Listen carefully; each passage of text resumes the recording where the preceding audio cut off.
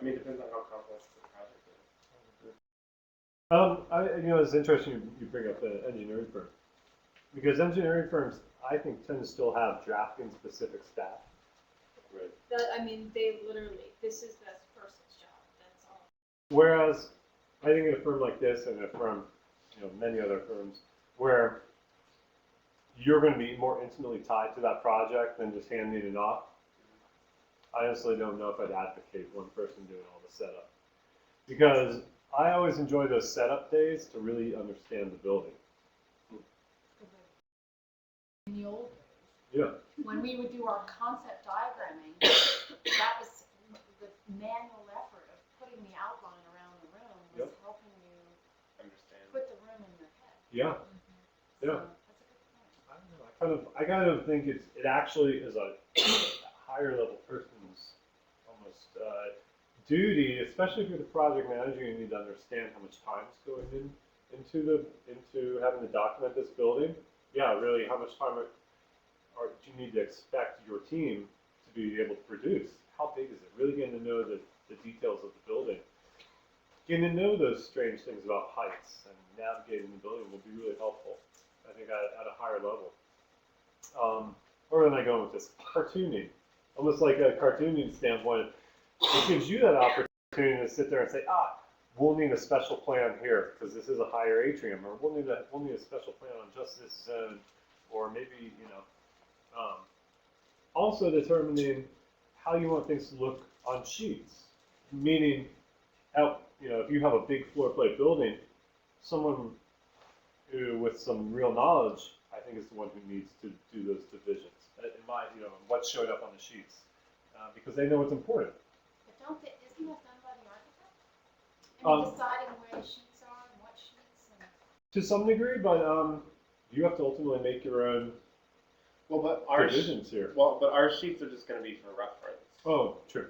Right. Sure. So we can do whatever we want. That's a good point. They'll ultimately. The architect usually sets, if there are going to be, If they're the gonna be building is max divided lines. into 10 sectors. Right. Divide up the sectors. Yeah, I guess if you would ever want to follow that, you'd have to at that same time do a similar setup. You can't unfortunately inherit the way that they've broken it up from their file. It's a sec. You have to go back and do it. Your team will have to spend the time. So the biggest thing I think is, though, as a team, which I think is not only from the designer level to project manager level to principal level, is in our head remembering when a project starts, we need to dedicate really specific time to set up and really understand that building model and project. And I think that intuitively we should do that for other non-member-based projects too, but we find ways not to. But it's even more important now to really make sure that we're setting things up the way that we need to. So it's good to have it on all levels, that understanding that it takes well invested time. So does that sit well with you guys? I mean, does that feel like?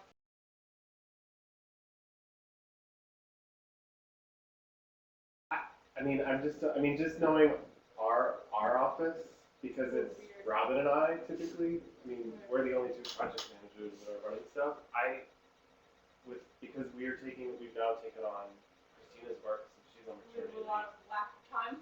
Yeah, so we have a lack of time. So like Barrett is one person that she shuffles around between all of us. We can kind of do like give her, comm check or something that we don't have time to do but needs to get done.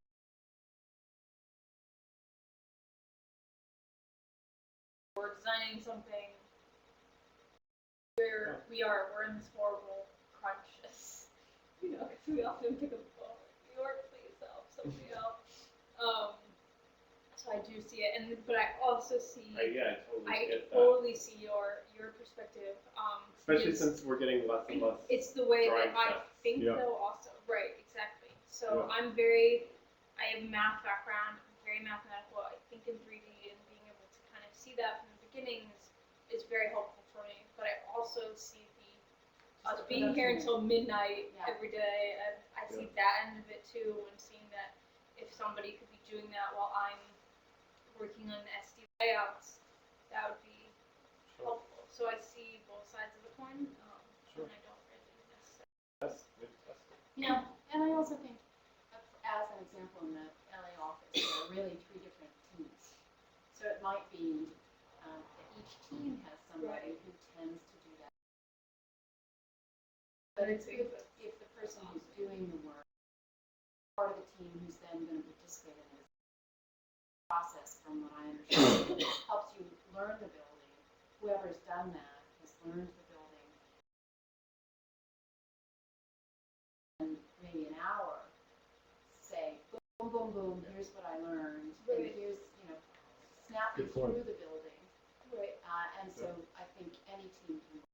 Yeah, that invested time and understanding doesn't get lost on someone who just hands it off. It's Right. continued. They continue to Keep going. participate. And I also, Yeah. right, I do, and I also though see the side of where if we're not doing it, things, for instance, like I know that this space is important, and perhaps that space. Yeah. So I don't know what the answer is. And we're weird oddly though. This office is we're our own breed of people here because we don't have enough people to have studios. Well, but you are sort of one studio, right? Right, we're our own But- studio, but yeah. I'm my studio by myself with nobody behind me. And then Brandon's his studio.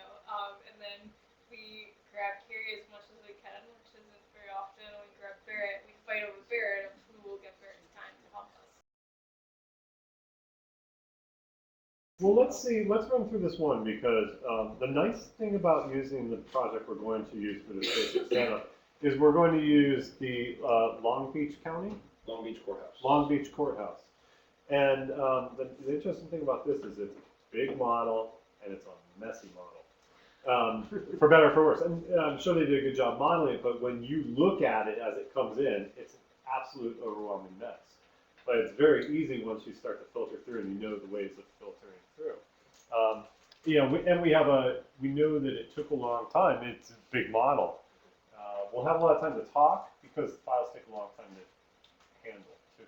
Close will be as open. Yeah, good point. We are going to close that. And should we were in our first training session that you were not part of. Yeah.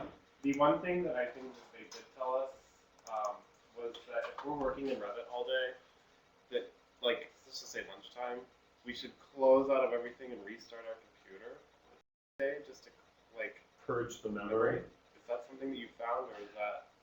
No. I mean, Revit's very, very, very memory intensive, and that's true.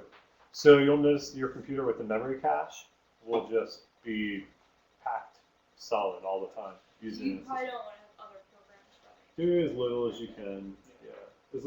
What do we have? 8 gigs of memory in 8 there? gigs of everyone? memory, 64-bit Windows 7 on most. Those that don't have it will be upgraded within. Oh, those are great machines. Those are great machines. Yeah, you won't have really too many trouble. Just like any other memory-intensive program, like if you're running AGI Cal, you don't want to have too many other things open. So it's just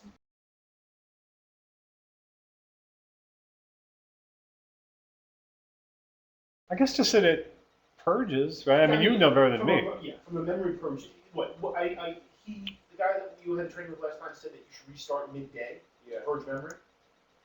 I don't know. Yeah. I think that's kind of really. And Mike's all about restarting computers. I am starting to shut down. I am absolutely, but I don't think it's necessary. I'll be honest with you. I think Windows 7 does a much better job of clearing memory when a program's no longer being used. So as soon as that Revit executable is done, it's going to free up that memory.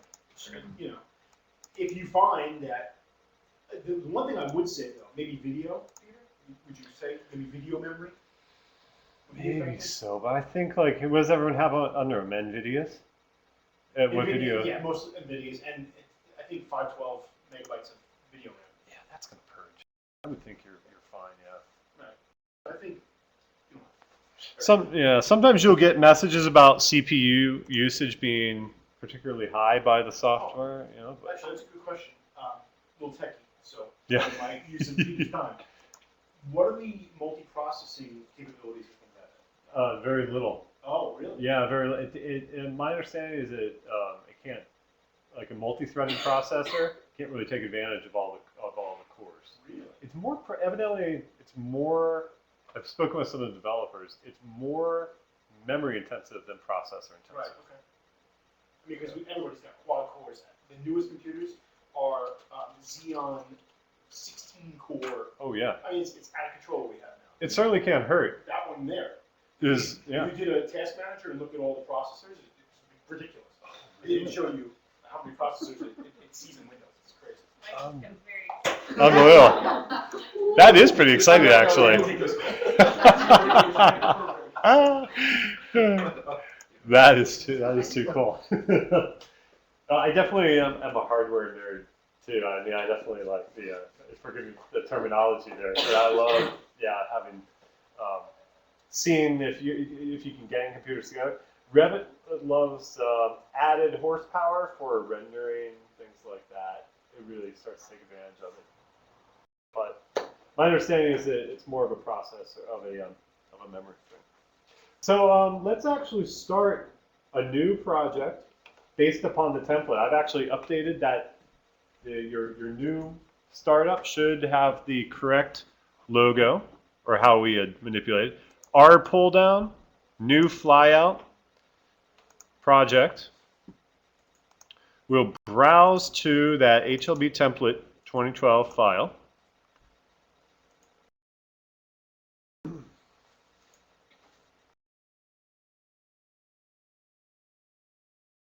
Okay, so there we are.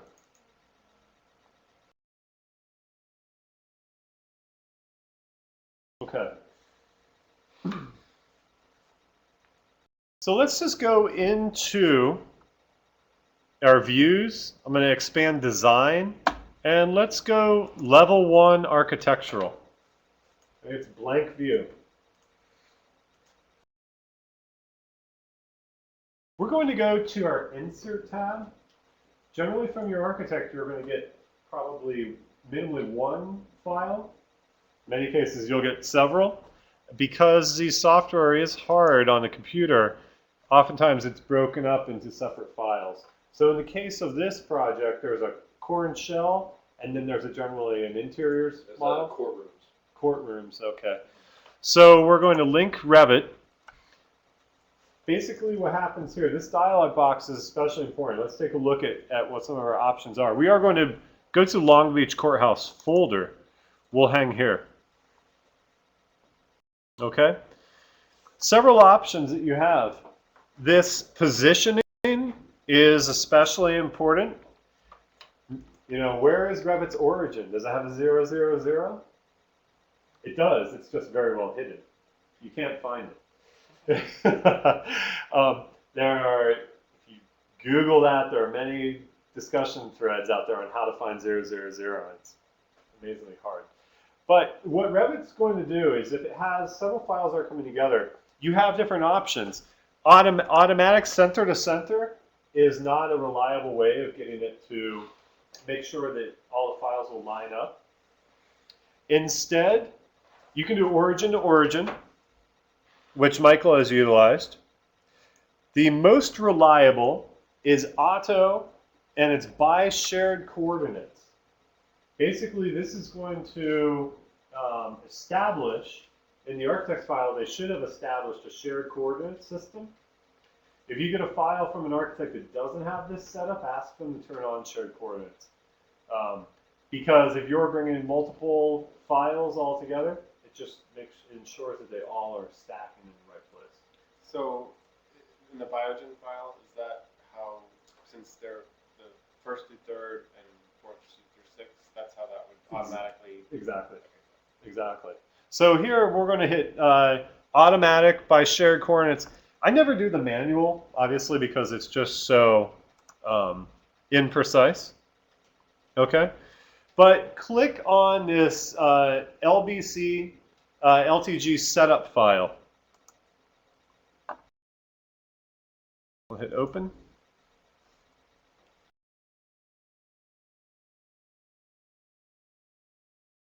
Ah, my apologies. I'm loading the wrong file. I meant to load up our core and shell file.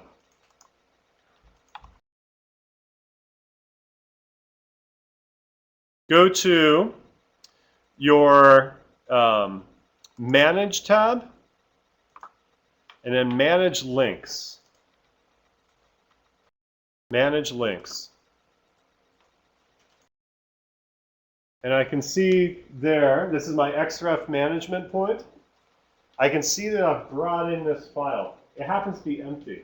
That's one of the funny things. It happens to be empty. We're going to, if you select it, you can see there are several options. You can reload, you can unload, and you can completely remove. In my case, I'm going to hit remove. Unloads the link, that's absolutely fine.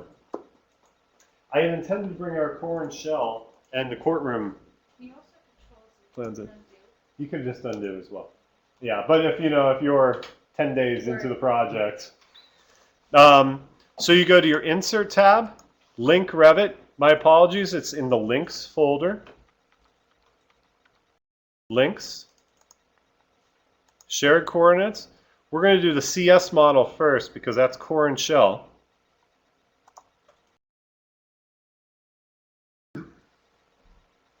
Okay. This is where if you ever see people working for you and they're twiddling their thumbs, it's because they're waiting for the file to load. Or at least you hope that's why. Yeah, exactly. This is a good time to maybe check your text messages or something. It's actually okay. The files in Revit are enormously large, and it's funny.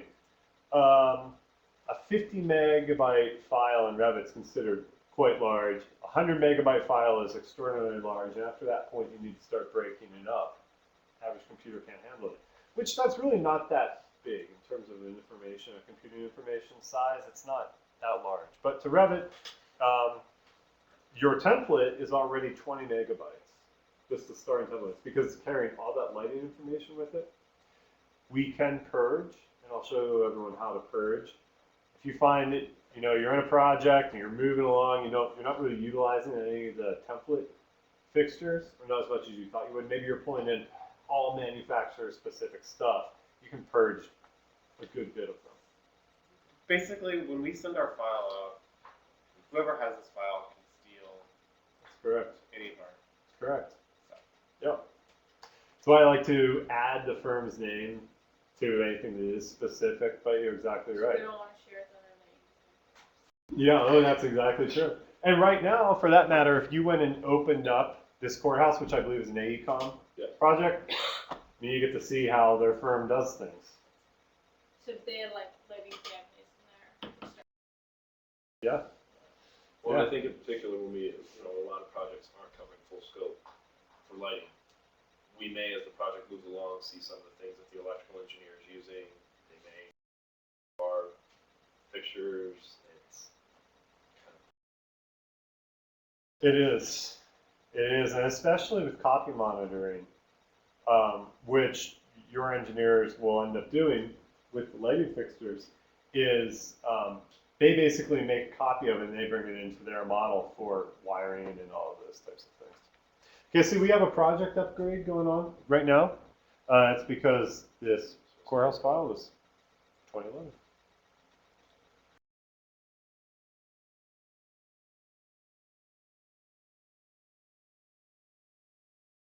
Yeah. Yeah. So it's not really, it's a one-time. If you went in and opened up that actual file, that the core shell file, and did a quick save in the current version, you would never get that again. That's correct. But when a link is one version back, yeah. If you're bringing in, say, a new lighting fixture family that was done in a previous version, and you update it, as soon as you hit save, it is permanently updated. Yeah, that is. Browse in there. So you can see it takes a long time sometimes to load these files up. And a lot of that time that you'll see is also in navigation and that setup, because the bigger the file is, but until you've started to figure out how to filter it and how to see it, how it's supposed to be seen, you're seeing everything, and it's big and it's heavy, and the computer has trouble even panning. So immediately I have a few tricks for what you do to handle that. you know, I'm at 72%. I have a pretty incredible machine here. So, you know. Mm-hmm. It's about the fixture family. Yeah. They're just reading.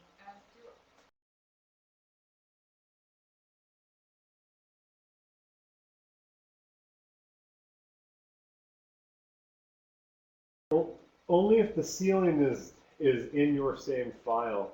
If you're working on an architect's linked file, it will not cut won't cut a hole. Okay, because I was reading it.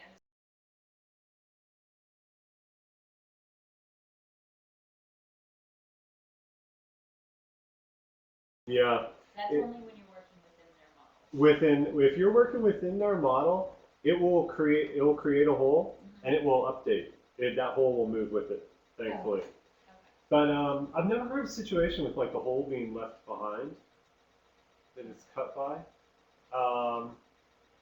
Maybe the process they're talking about is if the architect has put fixtures into their model already, I think. but then you turn off their fixtures only to place new ones, that would leave the hole.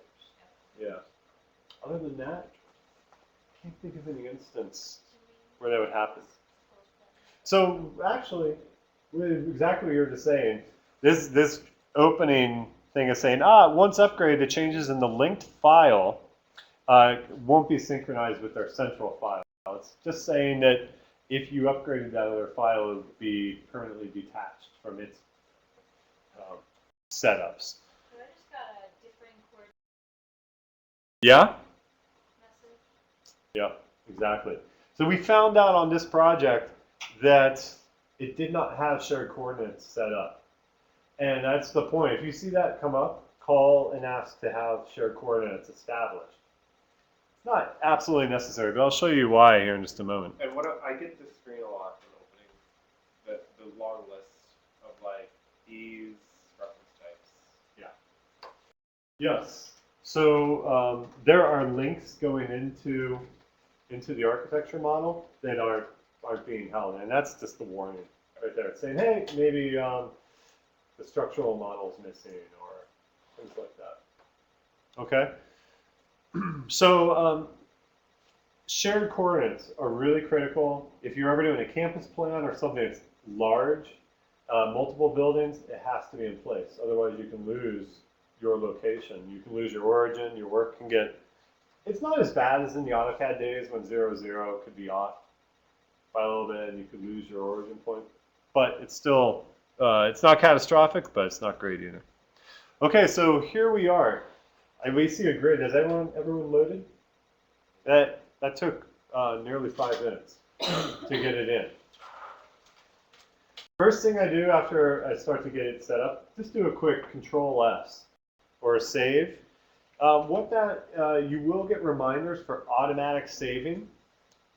And I can actually show you where that happens. It's from your R pull down. Come over here to Options. And every user has to do this. Options. First thing you want to change, if it hasn't ever been done on your computer, is the default view discipline. Change that to electrical. And would that be something that has to be changed on each machine? It does. Individual machine. Those settings be exported to a file or something? No. No. Isn't that odd? Is there a registry in it? I don't know if you know that far in. Maybe I don't actually know. Maybe change the registry so that it actually.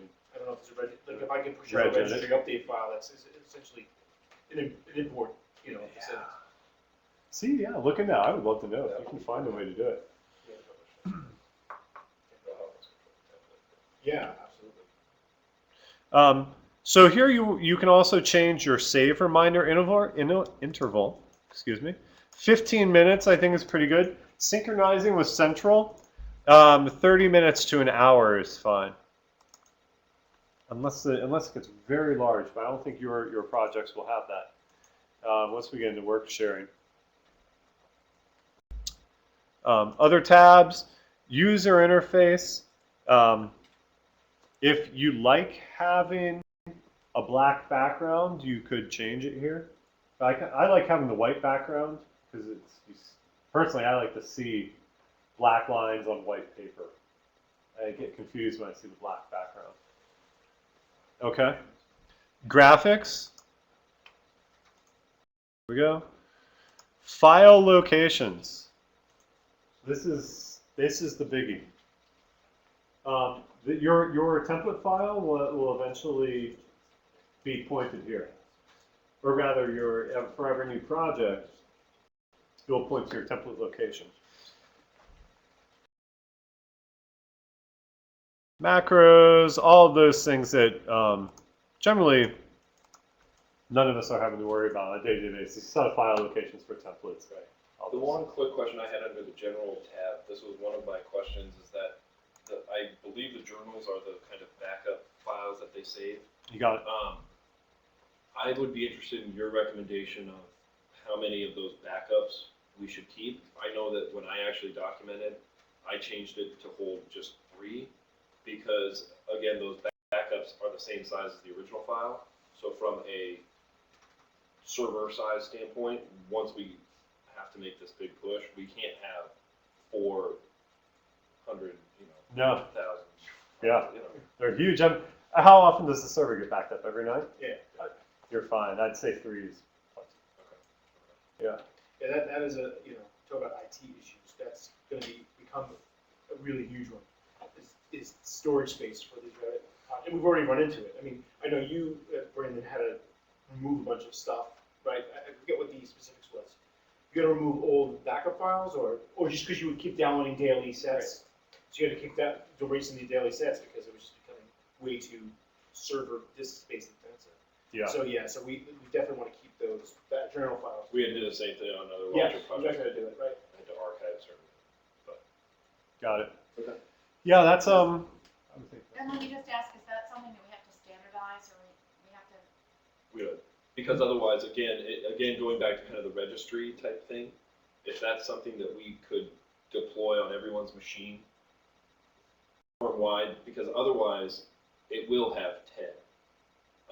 And where It's- do you choose? Oh, when you click save. No.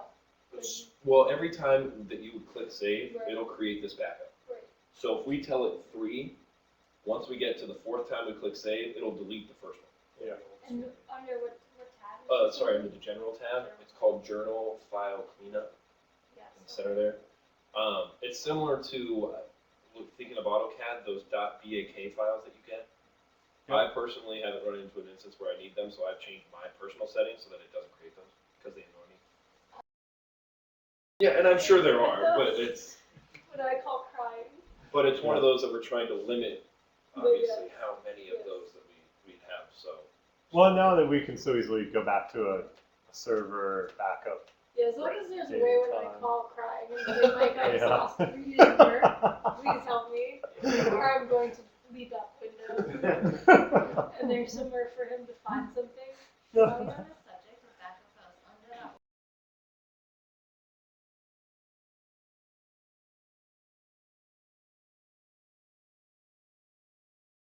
I just keep it at 1 day. Yeah, you really don't need. but will that take into account, I touch it now and then 3 weeks later I have to do something, will all of those been deleted or is Yes. it kind of per when you touch it? They'll be deleted. The But I guess we're still back. yeah, you're always backed up, and here's the reality too. When you're doing work sharing with work sets, you have the belt and suspenders. This is the greatest thing about Revit that's really smart about is everybody's working on a project has a local copy on each one of their desktops. But you have this centralized version everybody's saving to, and at any moment in time, if that central file becomes corrupted or you lose something, you can always go back to one of your local copies and make that your central. So there's a safety net there that is not there with AutoCAD. It makes me, I feel very comfortable. You could set that at 3 and 1, I think. Go very, very low. Don't rely on server backups, because your work sharing, your central file will have by default 20 rolling backups Oh, when you say send, on your server somewhere. So it's really nice. There's this file out here on your server that each one of these users is connected to, and they're saving their changes to it. We haven't had to do that yet because we haven't had multiple people. And I don't know how to do it, I'll be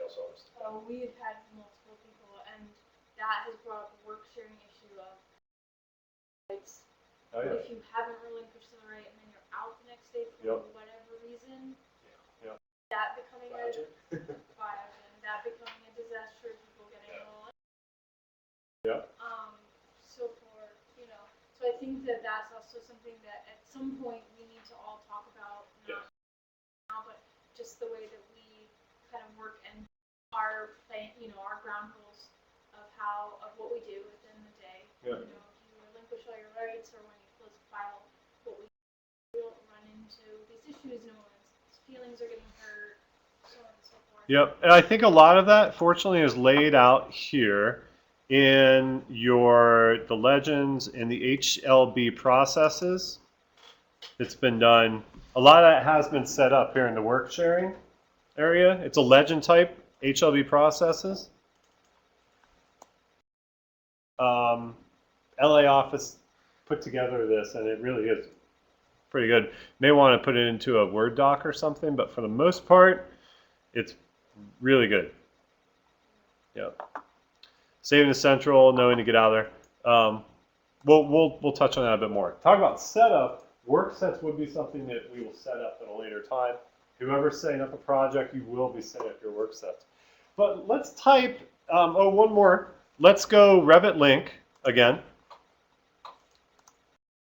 And bring in the CT model. CT, also try to do it by shared coordinates. We'll get the same error. CT model. I just got asked to save the project. You can save it, I guess. Yeah, let's everyone have their own version of it locally. It certainly can't hurt. And then I guess this brings up the question: saving these locals to our desktop. Yeah, or your U drive. Is U drive a shared drive or User drive, personal drive. Personal drive. I think for this, it would make most sense just to take your desktop. I guess the absolutely. question is in general for real life projects. Our last training said save to desktop, but That's your we local want file. to save. Yeah, that'd be your Is local this file. not Yeah. this is not This is our the project. local Yeah, since we haven't enabled work sharing yet, we're kind of in a different. file? Okay. Yeah, we are in the central The file central right now. file. Just for this example, put it on your desktop. So should we call this central then? Call this our central file? I think one of the things we as a team will need to develop is some sort of naming standard. Naming standard In particular for central stuff like that. Naming standard. Uh, That's structure. Well, that's. Oh, I mean, No, that's a- not on No, you. no, Yeah, that's I just that's a global. That's an global HLB thing. standard. Yeah, Yeah. absolutely.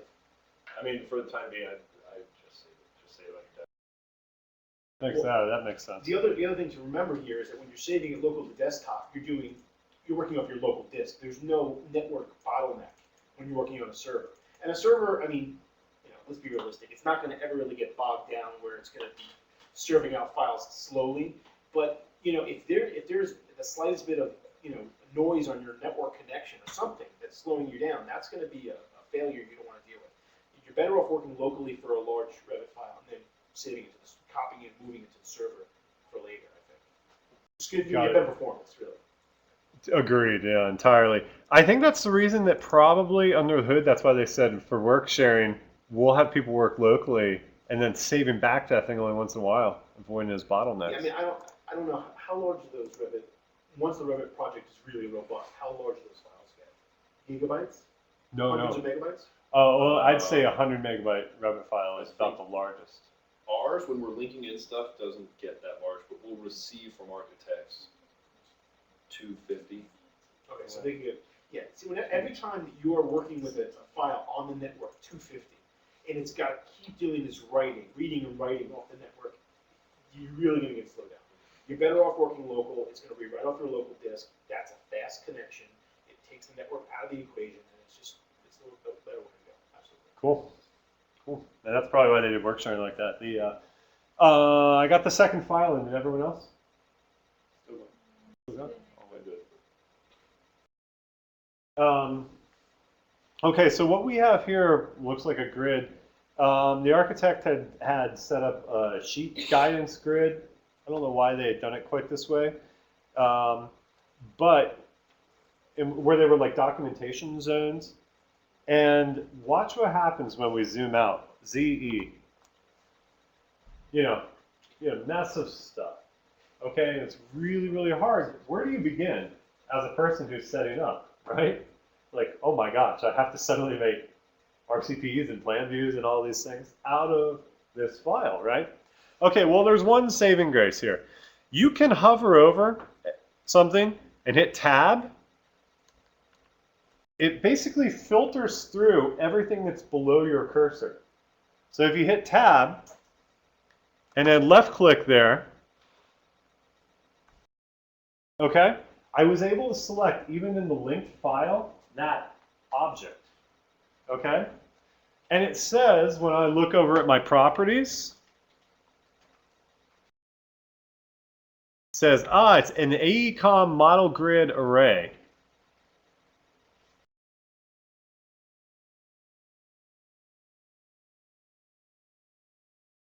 Tab one more time. Okay, and I find out when I hit edit type. Okay, you have to drill in a bit further. I hit edit type, but I found out just after reading a little bit that this is a generic model, and a generic model, if we go into VG generic model is used by a variety of, it's used for a variety of things rather. It's not specifically architecture, not specifically MEP, but in general, we can just turn off generic models. Uncheck that. Hit apply. Yeah, I am way behind you. I'm not following. Because it just loaded. So I hover over it, I hit tab. Yep, left click. Yep, and look at that AECOM model grid array. When you hit edit type, you can drill in and you can find out that it's a generic model. Yeah, say that one more time, then. It's safe. I mean, I found ways. I went into the visibility graphics and I did it different ways. But I mean, just doing that will speed up the process immensely. And it just makes it easier to read. Generic model. What does that? Well, first thing when I open the file, I'm like, what kind of object is that? I'd never seen anything like it. Turn off the grid. Yeah, That's so telling you what it is. told me what it was. Yeah, so I think, yeah, Michael and I had a discussion. It's kind of like you need to go explore the architecture model in a way to know even how to filter it, and you're going to find all kinds of funny So things. it's essentially like in CAD simulator, it's telling you the layer that it's on, so Right. you could turn off the layer Yep. so you could see what it's going on. Yep, exactly. The other way I could have done that is hovering over it, tab, left click. You can right click and go hide in view, and then category. That should get me. It does the exact same thing. And I hid the generic model category without me having to know it's a generic model. Okay. So here we are. What's strange about this is, wow, we're seeing, some information here, but we're not really seeing any walls. I'm not really sure what's going on.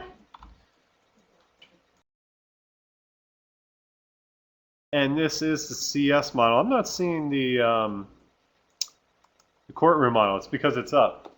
Okay, so something is strange here. We're not seeing any walls, and that's very, very odd.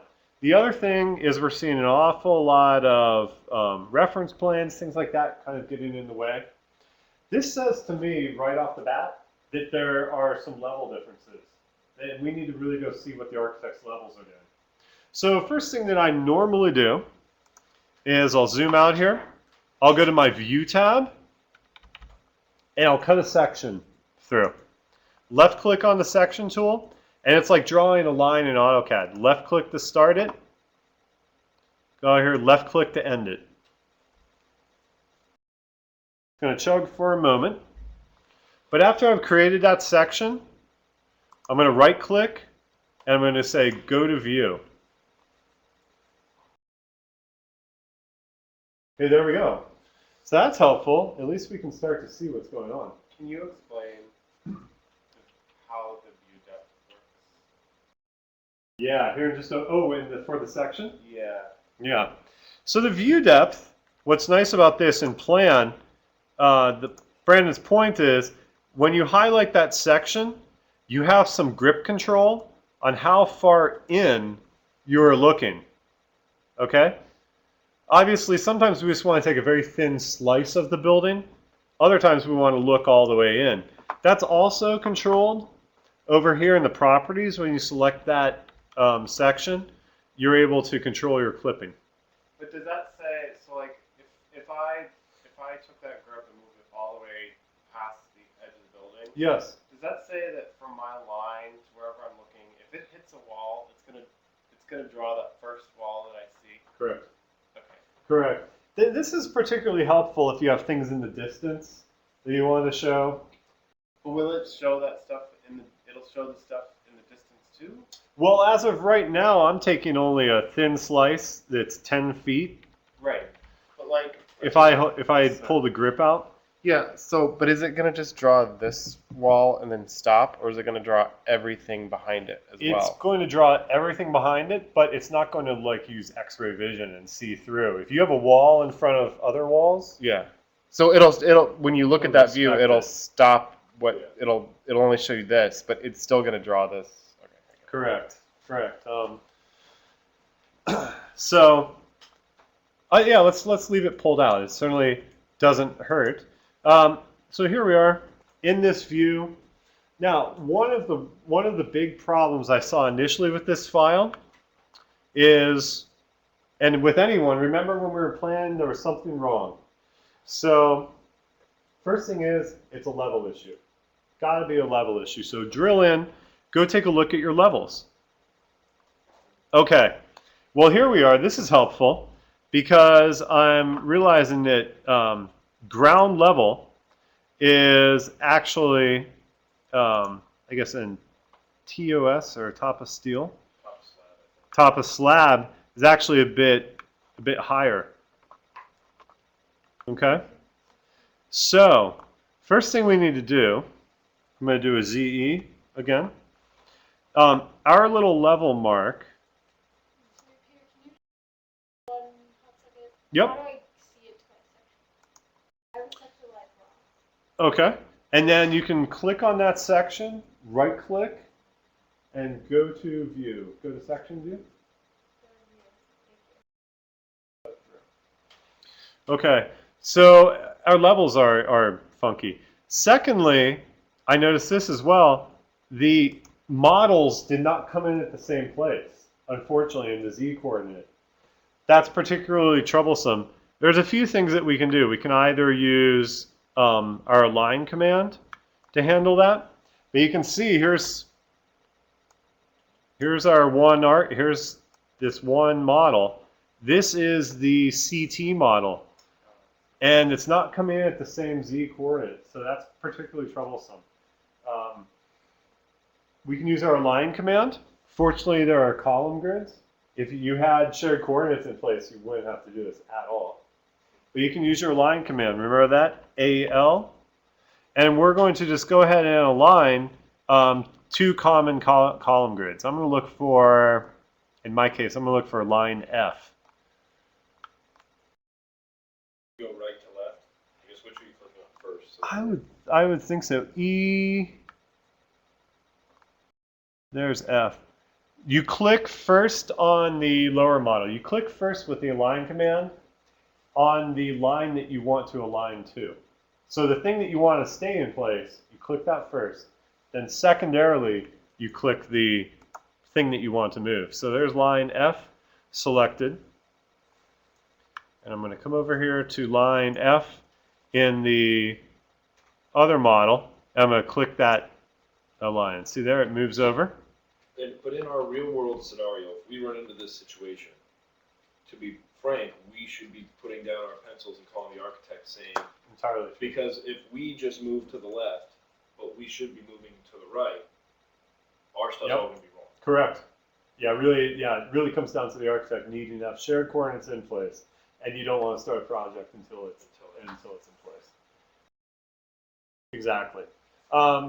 Yeah, and so what you would do, and just to take this this file out of the equation, it's troublesome.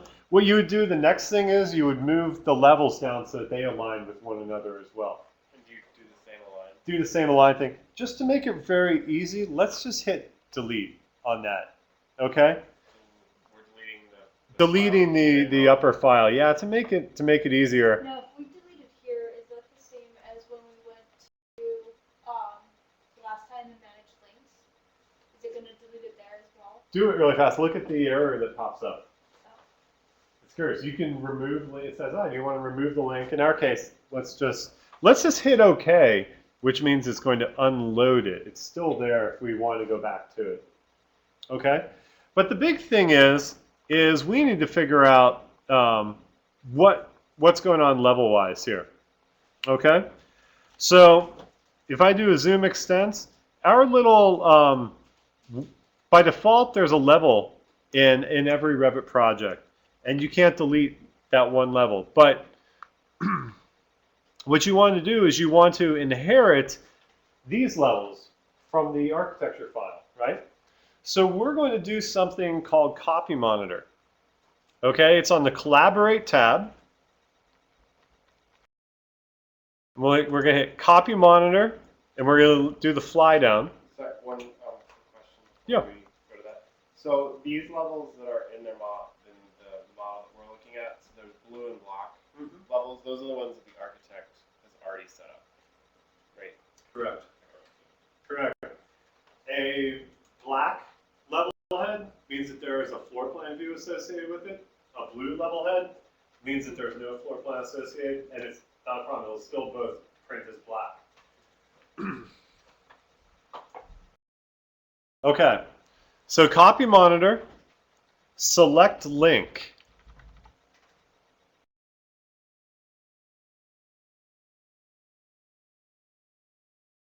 Select link, and we're going to try to select that architecture file.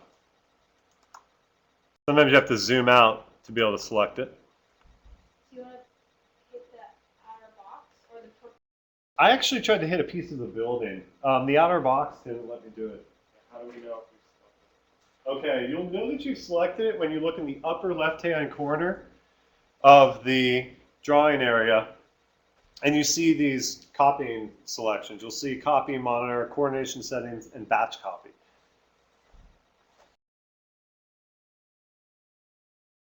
Okay, so we're going to hit Copy. And there are several items that you can copy. Levels, grids, walls, floors, roofs, those types of model elements, and guide elements. Fortunately, can't do ceilings as much as we would really, really like to. But let's just go ahead and hit Copy, and then up here, hit Multiple in the upper left. Copy, Multiple, and we're going to grab really every major level. Left click. Just click on each level as you're going. Site, who knows, we may have some site lighting. Can we click on the line that's inside the box or outside the box? I think you have to click inside of the box.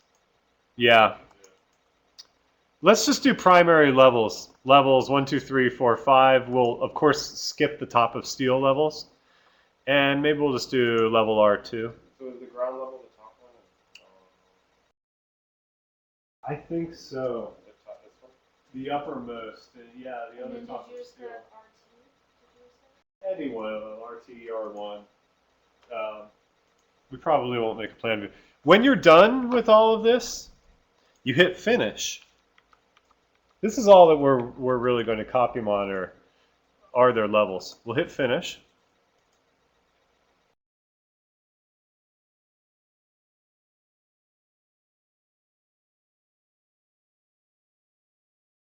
Select link.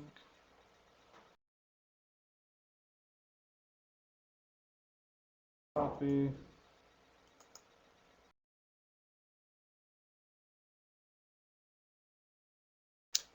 My apologies, my multiple did not work that first time through. Copying multiple. Not sure why. Okay. And that control, that did it? Yes. Okay, cool. So copy multiple wasn't working, but if you copy singly, finish it up. There we go. Now we have the levels, at least in my model.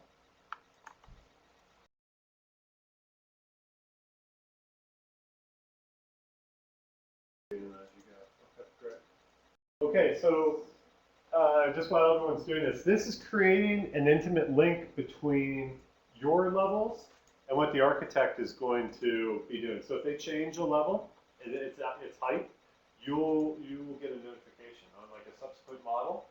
And you update their model, you'll actually get a notification that level, whatever has changed, or all of the levels have changed their heights. Okay. So from here, I actually would say that we should go into VG after we've made the levels. Go VG, go all the way to the far right to Revit links. And uncheck both of those just for the moment. Hit apply, hit OK. And there we are. In section, we have just our levels showing up, which you should have. They're still in there, the links are still there. But we have our just basic levels so that you kind of get an idea of knowing where things are. Go in there and check that you copied the correct ones. Last thing you want to do is realize, oops, I didn't copy the right one. Okay, so what is good here is I see that our ground level floor plan is 4 feet up. That's why we weren't seeing any of our other walls and things like that. Okay, so we're going to go back to this level 1 architectural. We're almost going to ignore that for the time being. We're going to go to View tab, Plan Views, Plan Views Flyout. Now, I don't know how often we need to do floor plans, but more so we'll probably just do ceiling plans, I would imagine, right?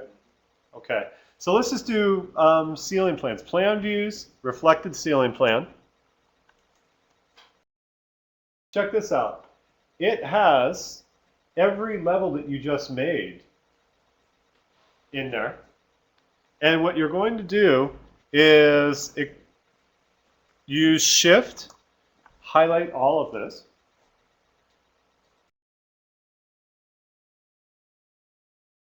And then you can set the scale if you want to. Let's just start at 8. And we'll hit OK. Sorry, I just want to. Yeah.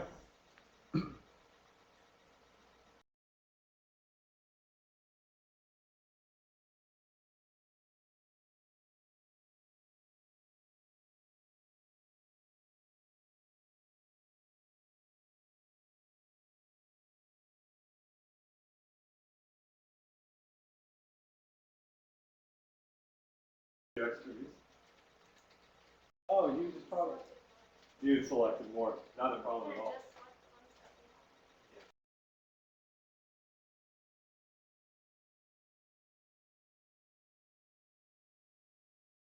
Looking at our time again, we've got about an hour. Cool. So we have, and I think this is the bulk of it. It's surprising how much time this really does take. I'm going to hit OK. This will give us a plan view for a reflected ceiling plan for every one of those views. It's going to by default cut at 7.6, which is generally okay. It's going to also open up all those views at the same time, for better or worse. So you will have, at this point in time, you probably have 8 or 9 views that are open. You may want to, just for computing speed, hit Close Hidden Windows. Okay. And then where did all those views go? Right? Expand the little question mark that has been slowly growing. Each one of these views, I wish you could do this as a group using Control and Shift. But if you select all of them, it's the view usage parameter that's going to guide how they are utilized. And there it is. It actually let me shift all of them at one time.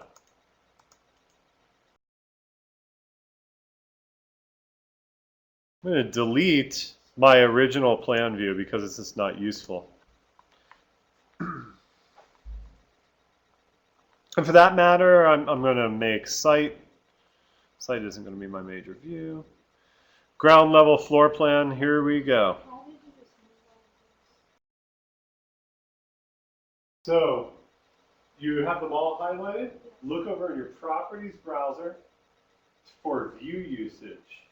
It's this one right there. There in that field. You're going to change it to a design. You see us click on design, it will fill that.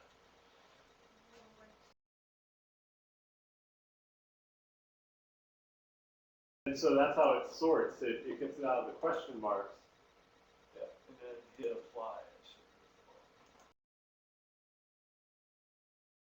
Is it doing them one at a time? Yeah. Sometimes it's finicky and it does that. those? Then you probably delete the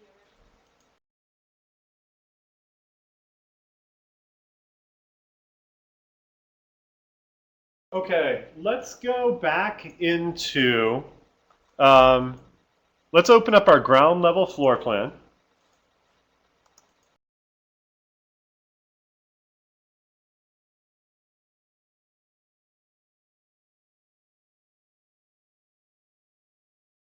Okay. We're going to go into VG.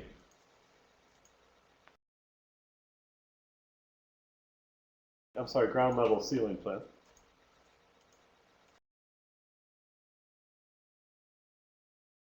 VG. We're going to hit Revit links.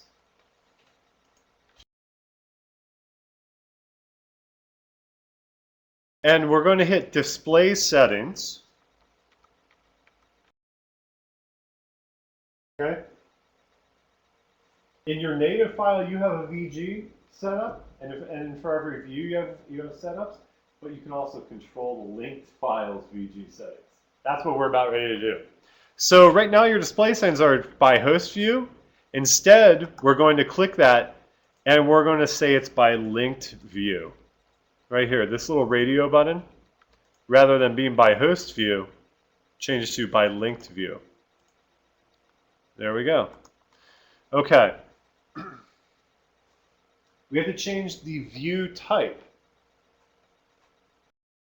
Because, what's that? What does this do?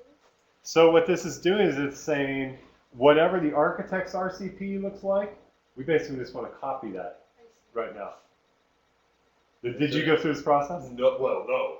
This is why I almost jumped out of the window, which we're not on 2 floors, so it wouldn't have done much. But it was not being able to make an RCP look like an RCP. So this is something that I found out later on that, again, can save you a lot of time. Just to Maddening. make things look right. Maddening. We're basically just going to copy their, look at this. I'm going to go down to their ground level RCP, and I'm going to inherit immediately the properties of what that ground level RCP looks like.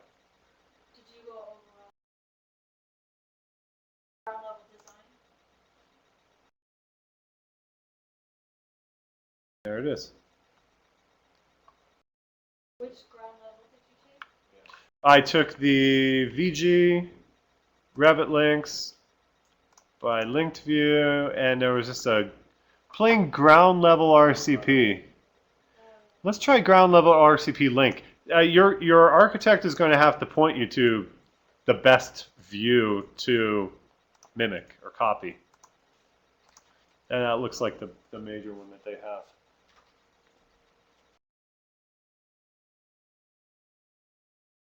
Okay, so there aren't any grids showing up, right? Things like that. So do we do that for both files? I just did it for the one. The other one's unloaded. But if you had, I mean, if you had multiple files in there, then you probably would Yeah, want to do that. We're kind of ignoring that second file right now. yeah. Exactly. So you basically then would do that for each and every level. You just say, okay, do it by linked view, but check this out. I'm going to take my ground level plan, right click, and hit Create View Template from View. And you're going to call this RCP, linked RCP.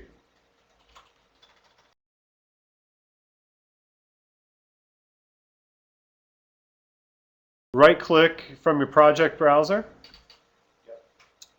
on your view that you like. Do you like how you set it up?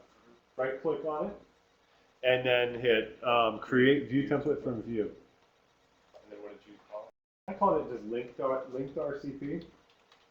It won't always work perfectly because we are going to have to still go back in here and tell it which RCP to look at, but at least it's a, you know, it's a good starting point. So we'll hit OK. Basically, this is making a view template, okay, that you can then apply multiple times to other views.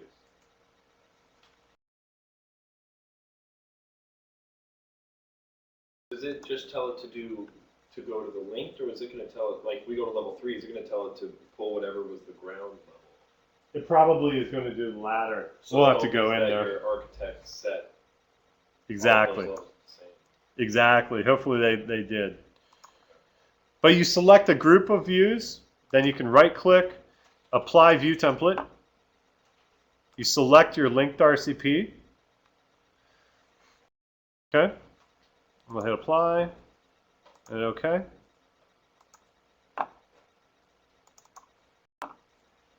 To see how this worked out, I'm going to go to level 2. And it looks like for level 2 VG, we need to go to Revit links, and we need to, exactly like Michael was just saying, go to reflected ceiling plan for level 2, which level 2 RCP, see how they have views for linking and working? Let's see what this looks like.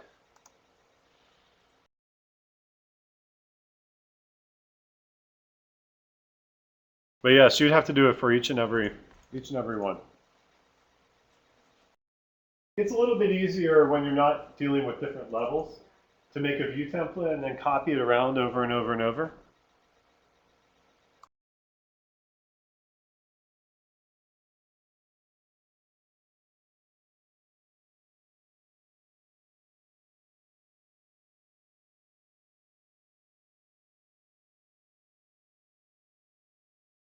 Yep. The few other things that you can do, applying a default view template. Once it realizes it's an RCP, it starts to kind of catch up with the user. And you can right click and say apply default view template. Apply default view template. I do that for each and every level. If your initial templating didn't work out correctly. Let's go ahead and check this out. Just make sure we are looking at the right things. Revit links.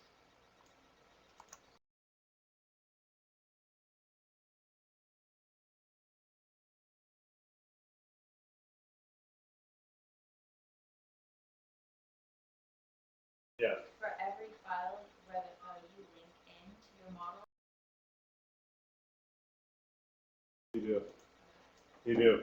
Yeah, you'll have to just say, okay, you can tell it to be governed by the host view. Sometimes it works out, but in the more messy ones, like what we saw with this AECOM grid and everything, it's just really confusing.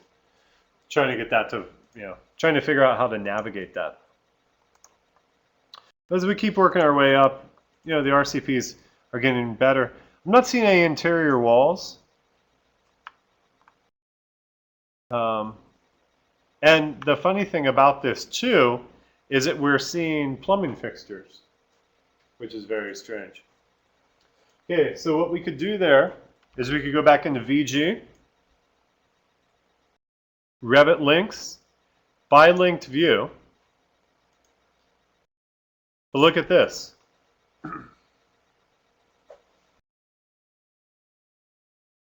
Yeah, why they have plumbing fixtures on, I'm not really sure. That's one thing where you would want to say to your architect, say, hey, did you know that you have plumbing fixtures on in your RCP? You know? And that will, you'll have to have them come back and, I guess, work on that file for you.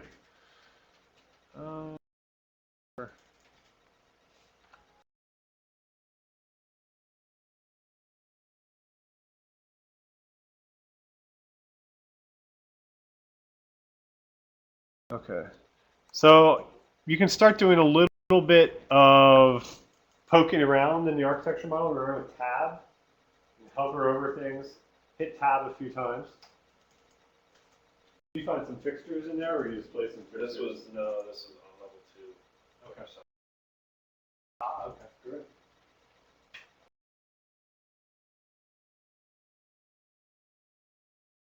Two. Let's see if I can find those as well. But still no ceiling. Yeah, this was my world about 6 months ago. Yeah. Oof. Still no ceilings though.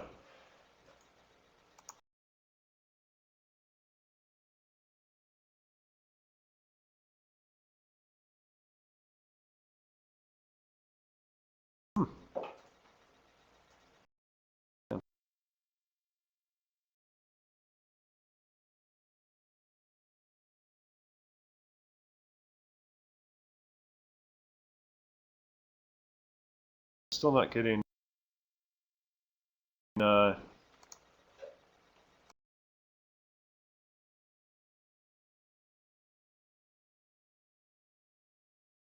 These always sort and underneath the trees.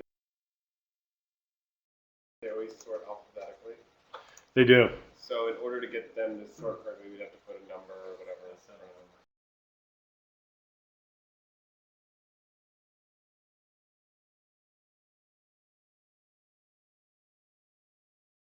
Interesting. Okay, so here we are. You know, one issue is that we're still seeing toilets. So I can't select them. I'm trying to hover over it. Not sure why I'm seeing it.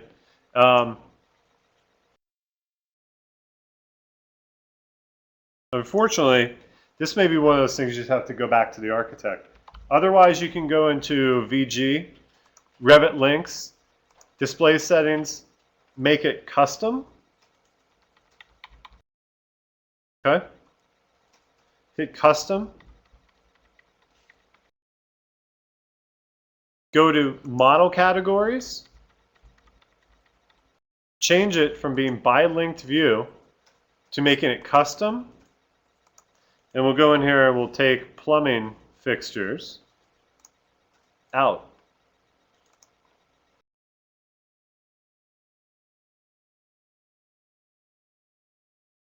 Everyone see that? So we're still letting the linked view guide much of the process for us, or at least of the cutting. But we're saying that we want to do some additional culling of the model categories that are showing up. So that's what we did right there. Okay, so let's take a look here at time. One thing I also wanted to mention, when we bring a Revit link in, we should be locking that Good point. link in place. Select it, select the link, and immediately we're going to do something called pinning. When you select it, thank you for pointing that out. I've been copy monitor this entire time. Oh, you've been in Copy Monitor. Oh, just yeah, hit finish. Does that matter? No, not really. Okay. So if you select the link, left click on it once and hit pin. Pin. Left click or right click? Left click the model, and then it's an icon. That pin is an icon that pops up on the ribbon.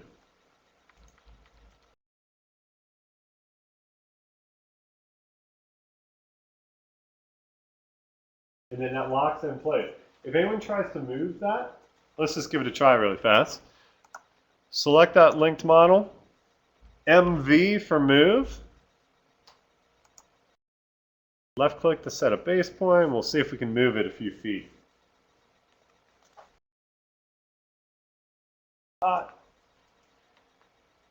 Get that error. Nope, says nope, can't move pinned elements.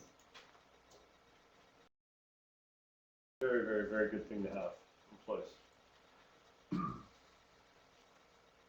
I think one of the frustrating things that you'll, at least that I always notice, is that when you have that highlighted, you can see that there are ceilings there. And again, we just can't see them, Yes. which is why it gets frustrating. Yeah, exactly. So there's a very strange thing going on here. I'm not quite sure why we can't see the patterns. But we're going to go in and take a look here. We're going to go back into VG. Model categories. Ceilings we're going to expand. There's nothing in there that's saying why they're not showing up. It's showing up as custom. The patterning's all on. Everything's looking like it should be on. We'll hit OK. I don't have anything in here that's guiding it. How about what is the view range? So the view range, exactly, that's a good point. So we're picking up off of the architectural model the range of how far you're seeing it. Over here in properties, when you don't have any model elements selected, or nothing else selected in the by your cursor, you are therefore working on the ceiling plan or whatever view you are in. In this case, you can change the view range. We'll hit edit. View range is a tricky one. View range is setting where your cut plane is, how far up you're looking into the model for your primary range, how far down you're looking and your primary range, and then the view depth being, in this case, unlimited is okay. It's not great. I think the reason the architect probably did this is maybe is there an atrium of any sort? Yeah, we have a 80, well, the top roof is 80 feet, so the atrium is about 7. Okay. Yeah, so it's high. I bet that's why they did that. It's funny. That wouldn't be my instinct initially because we're going to do something later called a plan view, which says we can go on any portion of the plan and change the view range and the cut plane just for that one zone. But that, because I know that I had to play with a bunch of this when I was doing it. Oh Does yeah. that have any impact of like this offset of 7'6"? Does that mean we won't see anything above 7'6"? Or below, I guess. That being, yeah, that cut plane. Yeah, that's the funny thing. It is, yeah. It's really an offset. And it really is truly, the way that Revit's looking at the RCPs is as if you had a mirror on the floor, a reflective floor, and then the top, and let me just refresh myself on this. This is always hard. The bottom of that view, not going, I guess, any higher than that 7.6. It's truly like a mirror. And it's something you have to play with. It definitely is not. So you're looking up from 7.6 up to the ceiling. Yeah, exactly. And I What's just a normal, I mean, pretty normal way of looking at the it. 7.6 up? Yeah, yeah, fairly normal. You're not gonna change. No, no. So so for the top, do we say the associated level or the level above? I said the level above. That's the top of the view. And then what's strange is bottom. It's intuitively you think that the bottom would want to be level 2, right? But you get an error that the view depth is set below the top clip plane. Here's one of my favorite diagrams, and maybe this will help. You actually, in this, and it's probably because it's such a mind bender, you hit help. It opens up the help file. There's a really nice graphic that's going to come up.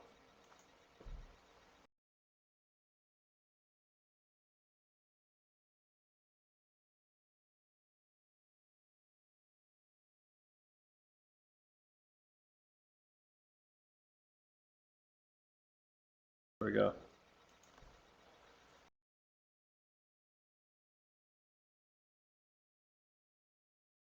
That's the most, we may want to do a screenshot of that and just take a look at it later.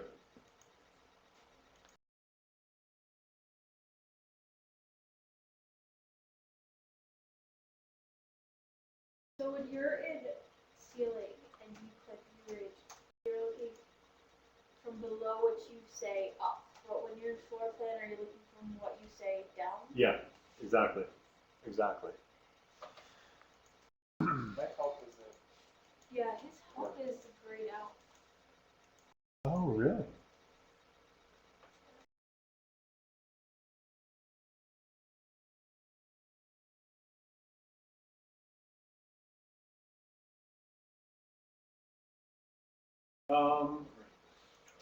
That's really odd. I wonder if your help files are missing. I'm not allowed to get help. Brandon, you two get on our own. You're too smart for help. Would you like to look at my help? I'll share my help with you. Still cough up. Actually, it's better than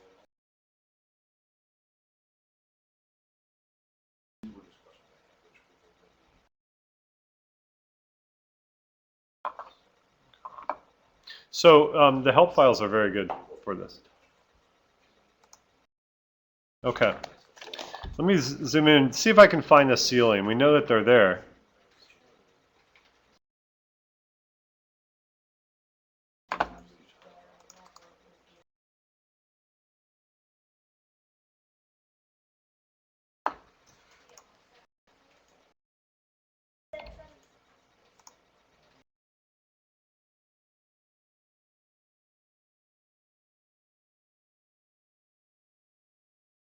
Yeah, the top needs to be above that cut plane. That's not level up, I'm on level 3. Okay. I did it at level 3, and I didn't, It automatically does it offset, right? it's 0. But at 3,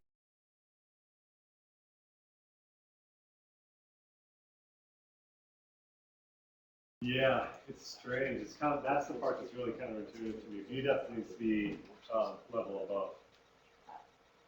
But the top is a level above and the view depth is a level above? Yep. It's the oddest thing for the RCPs. So the RCP both should be level. So if you're in level 2, both should be level 3. Level 3. You just need to be looking up to level 3. okay. It's not intuitive at all. Yep.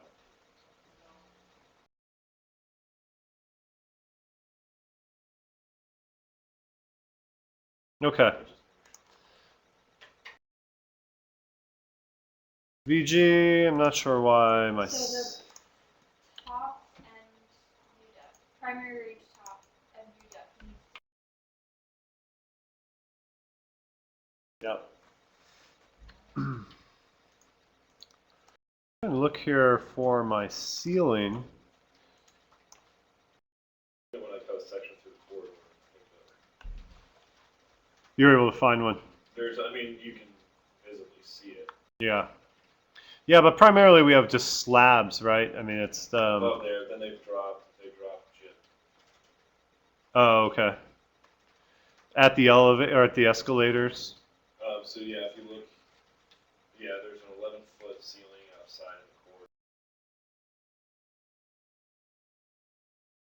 Yeah. That was 12.6. Okay. Okay, great. This is what I would do. So from this point, if you know your architect has some ceilings in the project, next step is to, how do you start drawing light fixtures on those levels? That's the toughest part, and making sure you're on the right place. I know that reference planes have been used in the past, but I'd like to challenge you to try doing actual levels for these items, so that you actually have a level for, you know, whatever ceiling height it is. So let's say we've done a little bit of digging, DI for distance. Are you in this? I'm in a section and it's checking out the height of the ceiling.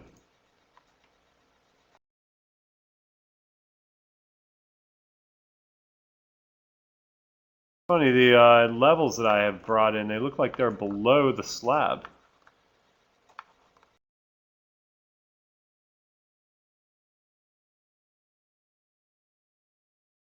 Oh.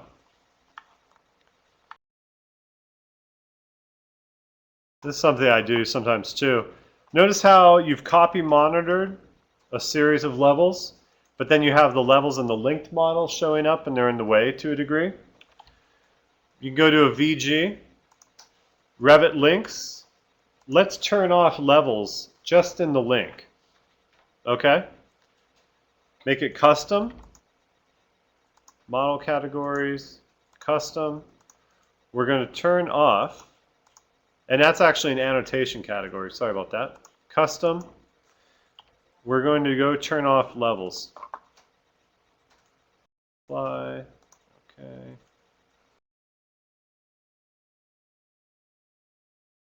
There we go. Now we're just seeing our levels that are native to our project.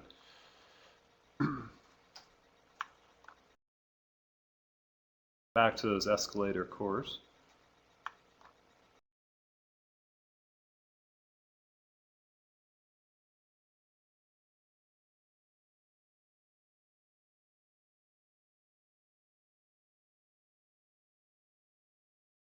That's 11-foot ceiling. It looks like, these are like little floating clouds. I think that's the bridge. 12.6, okay. So that's, yeah, it's a different. Ceiling height, okay, great. So, I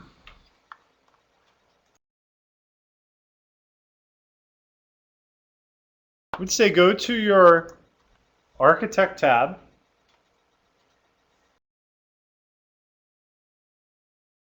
Architect tab. Hit Level. Click Level. And it's like drawing a line. Very, very similarly. I'm going to zoom in to my ceiling level. I'm just going to click on that ceiling. And I'm going to drag out this level line all the way out.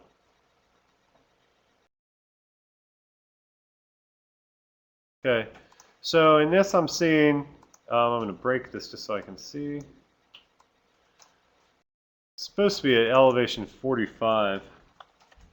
The reason I like using levels more than a reference plane is you can numerically control that elevation. I was looking at it on the screen, it was really jumpy. I'm not sure. What I did is I made a level that is referencing a ceiling plane. I'm going to come over here, and forgive me, mine's jumpy as well. The okay. It does enough for right now. If they're all the same. Yeah, they are. Okay.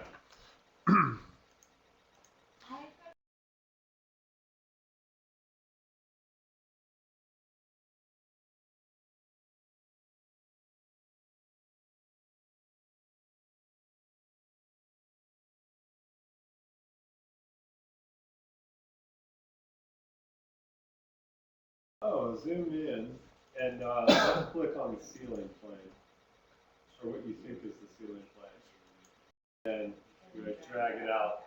Yep, that should do it.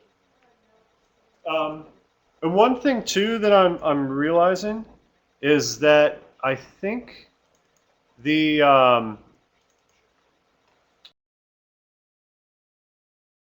that our section line may be looking a little too deep.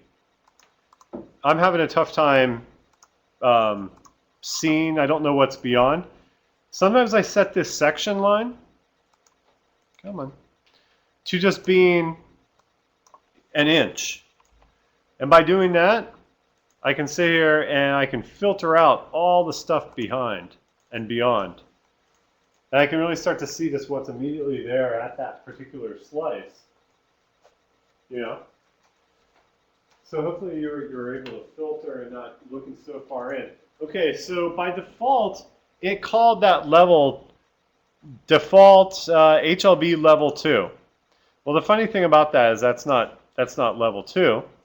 That is what we should call level 3, in my case, I'm going to call it low ceiling.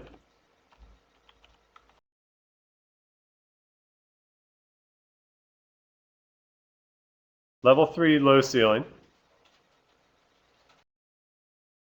And it says, do you want, it made a view when we made the level. We'll say yes. I'm going to copy CO up a foot. I believe that this represents the upper ceiling at 12.6.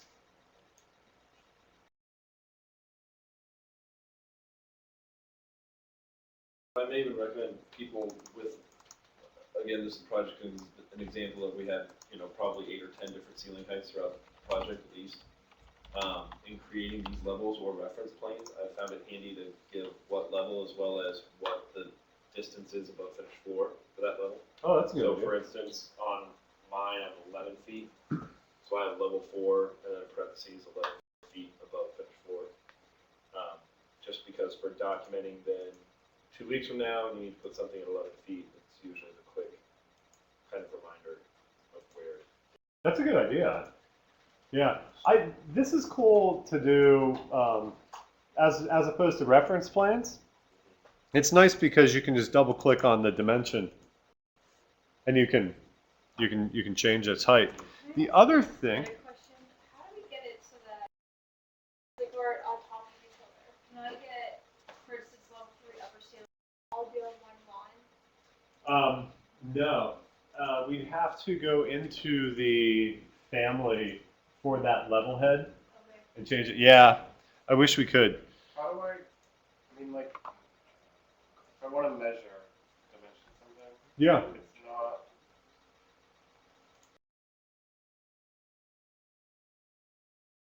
Oh, you grab the vertical line.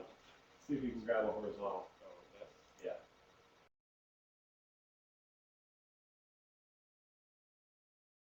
Here's what you can do too. You could just do an alignment. That's strange. Oh, do an aligned dimension instead. Also, can I ask how like far in? Yes. How do we Um, the 2 lanes? no. You can click your section there, just left click, and then far clip offset, change that to an inch. Just so you're not looking too as deep into the drawing. That's one of the biggest problems with Revit is that you see too far in. Sometimes too in a working section like this, just quickly change the scale and the annotation will also change. So I changed to being 1/4 inch. And the nice thing about that is it helps me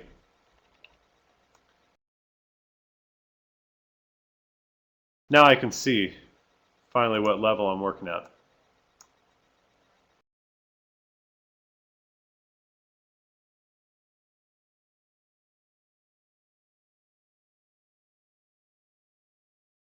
Okay, so whatever floor level you've been working on, we're going to go to that RCP. So in my case, I've been on level 3, but you know, let's go to that RCP. And yeah, low ceiling, upper ceiling, or however you name it. Parentheses. You were saying that you did parentheses. It's actual height. Yeah, so in essence, that's Level 4. That's cool. That's a better way, actually, maybe. So level 3.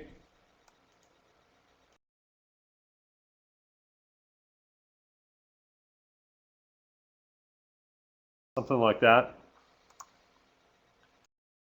Oh, that's the 12.6 ceiling. 6 ceiling, and then this one. The 11-foot.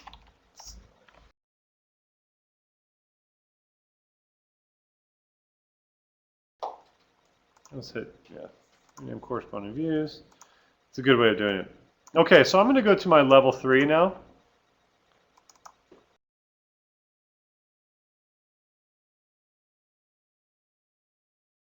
Okay. So I'm still seeing. Just gonna hit save there in case I crash. Do a quick save.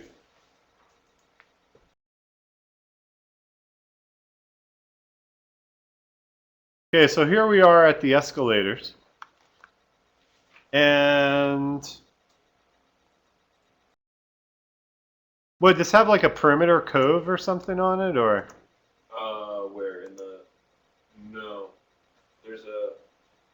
I think that's where they cut the ceiling. There's cove. There was coves along this wall. Oh, okay. But this bridge jumps up, I think, about 6 inches or a foot. So this is all at one. plot Gotcha. plan. Yeah. Okay. Links.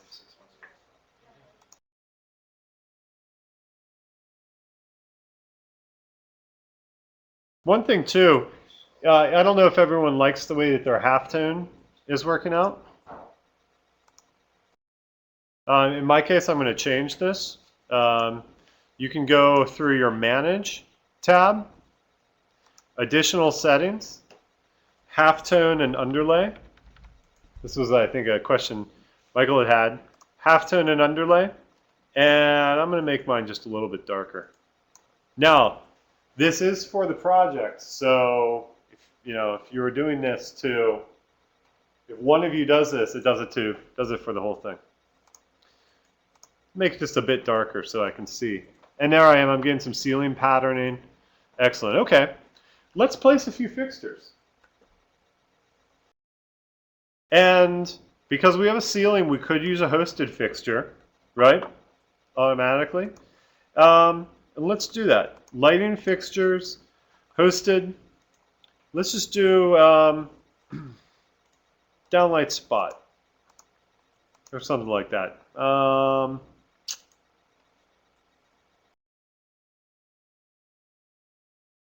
Do a troffer. I'm going to pick a 2x4 parabolic, drag it out.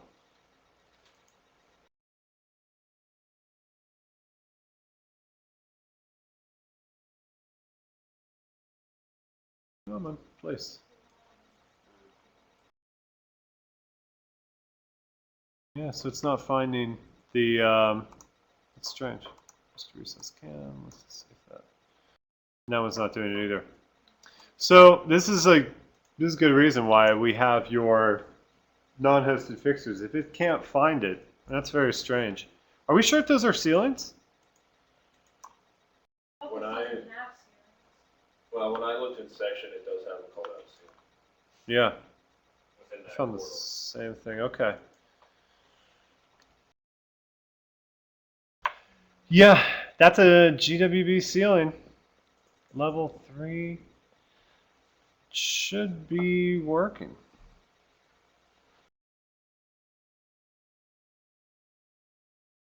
Ah, don't know why this is suddenly doing. Defaults to vertical face. That's right. It's finally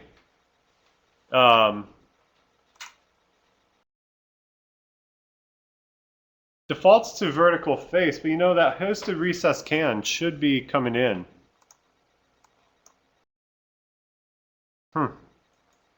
Very strange.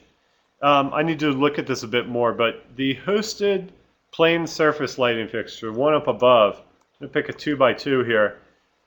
You can place on a work plane, which is nice. And that's what we're going to do, that level. Left click, place on work plane. We're going to pick a level that we have. In this case, we're going to do the 11-foot ceiling, level 3, 11 CLG. How did you get that? As I was dragging that fixture on, trying to utilize it, dragged it into the view. I hit place on work plane rather than even trying to find a ceiling. I'm going to go through the back end and see. Lighting fixture.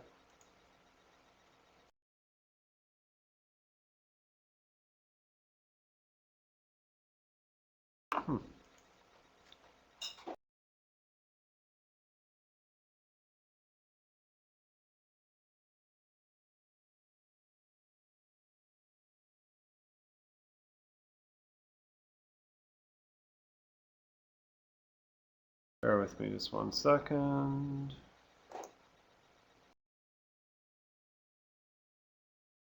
It is not finding any of these ceilings. Interesting. Okay. Well, we'll have to look at why it's not doing it. Good news is, though, at this hosted plane surface lighting fixture, can place it on the work plane. The name of that work plane is not none. You want to put it on the level that you've made for that work. So I guess this is at 12.6. Hit OK.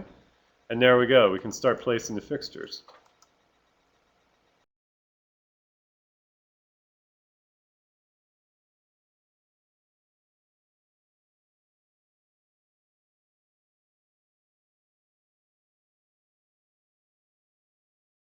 I'm going to drill in and see what's going on.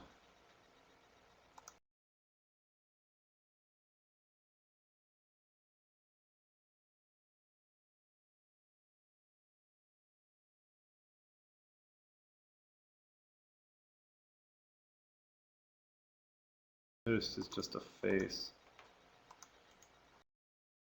Oh.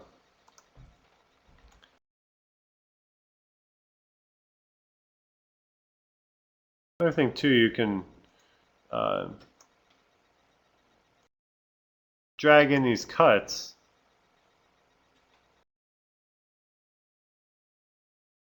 Help you see things a little bit better. And I'm not seeing this fixture, probably because its depth is a bit lower.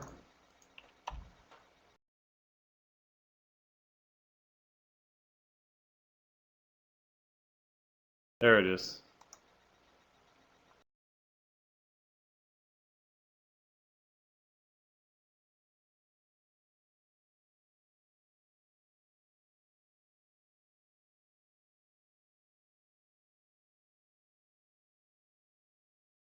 Can't pick that new house. Interesting. So we'll have to look at this a little bit more. But there we are. Did anyone get a fixture in there successfully, or a few of them?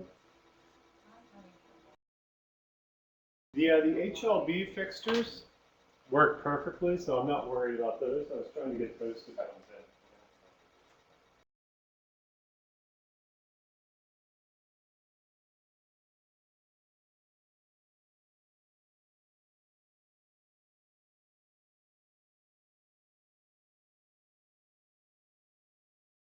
Yeah, that, and then low ceiling, were you able to?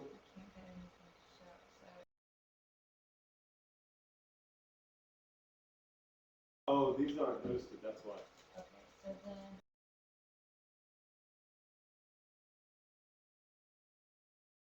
Maybe on top of the ceiling, right? Yeah.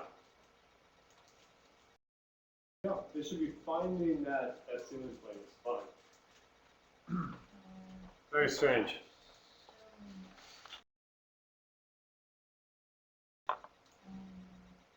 Because, and if you put in any of the HLB fixtures, and I'll just demonstrate this quickly, that by virtue of being unhosted,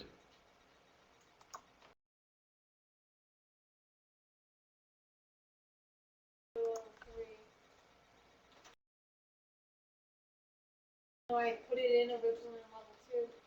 so click at, can you see it in section? I can see it in section. But I originally put it in here, Odd. and it's not there, but it's here. So if you select that light,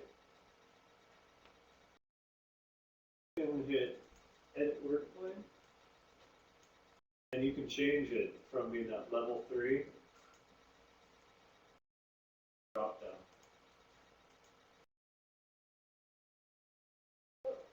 Maybe this is where it was. Oh, it makes sense because you selected that work plane as your Yeah. insertion line, even though you were on level 2. That makes sense. And you know what's good that you're doing there, Robin, is Robin has a small section mark that she's placed that she's using to move around and manipulate through the model. What we can do too is just to test this out, we can use an HLB specific fixture. HLB fixtures are going to be very, very, very simple to use, and that they are unhosted, and really, you have to tell it which height that you want it to be at. Otherwise, you won't see it. So in this case, you go up to 8 feet. So how do you, how do you? So if you just, from your Home tab, you can start it, Home tab, lighting fixture. So we can't drag it. You can drag it. But you have to watch what it's doing, and I'll show you what. See how I'm getting my cursor has a cross through it? That's because as you're placing a light fixture, it's looking for a face. It's looking for a vertical face, or you can place it on any face. This is a fine way to do it. Place on face is a good way to go. Or you can place it on a work plane. In this case, I'm just going to go ahead and drop in that fixture. Placed it on the face. I can change it to be certain type. But the problem with that is when they then move that ceiling, we lose that relationship. It should still, with the levels, Yeah, if we do the place on face. if you do place on face, it's probably not as good. And that brings up the next point that yes, here in a section, you need to lock these levels to these ceilings. AL, the align command.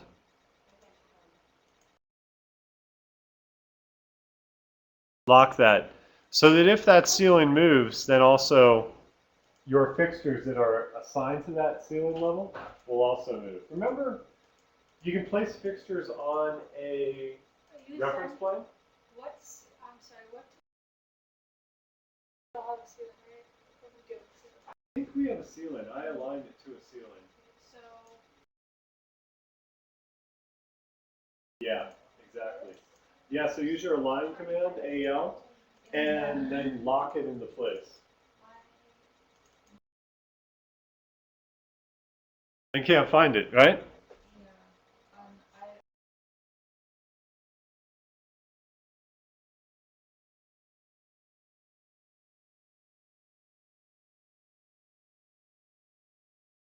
With that hosted fixture, you're right. I'm having the same issues. But I can't even get the fixture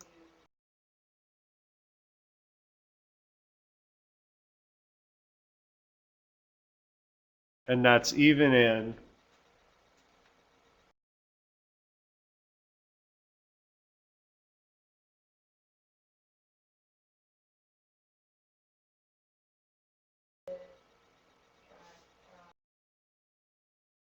Yeah, it's not placing because of some of the hosted versions aren't working, and for whatever reason they're not finding the ceiling controller. That may be looking for a face. Let's go up to some of them work. Some of the hosted plane.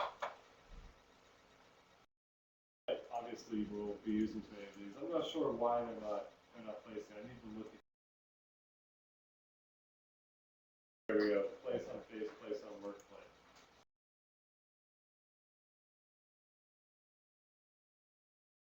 The new light fixture, guys. This is the point of why I think many lighting folks are so frustrated with Revit, because out of the box, none of the hosted fixtures, which many of those ones that we call hosted there, those are the ones that ship with Revit, and they're not attaching anything. So you need unhosted fixtures often. Okay. Here's the other thing we're going to do is we're going to make our own ceiling. Okay. can I also just ask real quick, move? MV. I keep trying to just add. Yeah.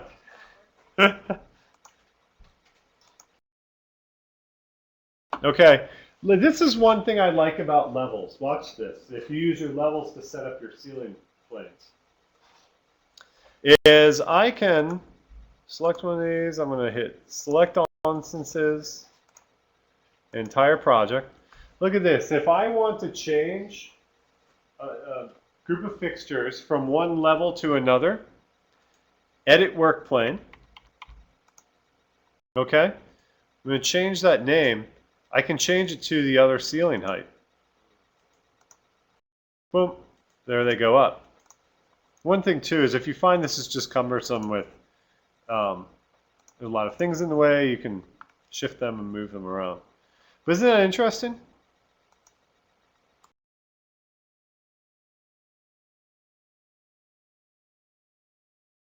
Edit that work plane. I'm going to go back. I'm going to change that to that 11-foot ceiling. I'll hit OK. Then they're available here. And what's very strange to me, I don't quite understand why, is why we're not seeing this.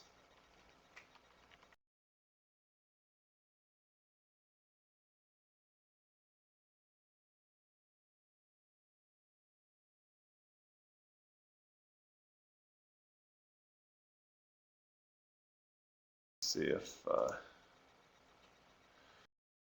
you see it.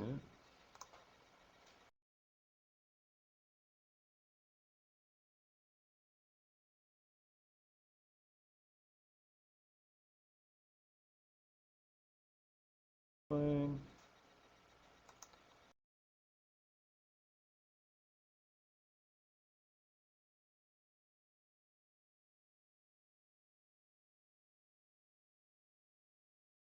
Yeah, very odd. So, you have to mess around with your section lines, and oftentimes you'll draw multiple sections just to work it, right? Let's just do a quick exercise where we put in our own ceiling, presuming that the architectural file is unreliable, which is certainly a fine way to go. Okay? You can go to the Architect tab,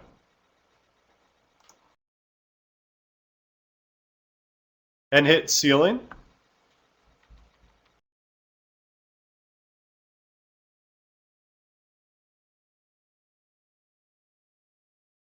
Okay.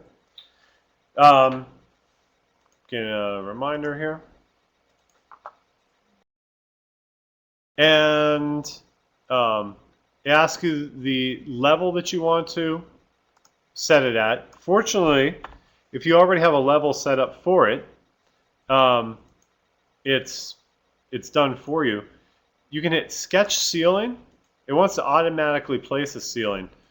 Just watch me for a second. I'll sketch out a small piece. This just has a basic ceiling. We may want to load another type sometime.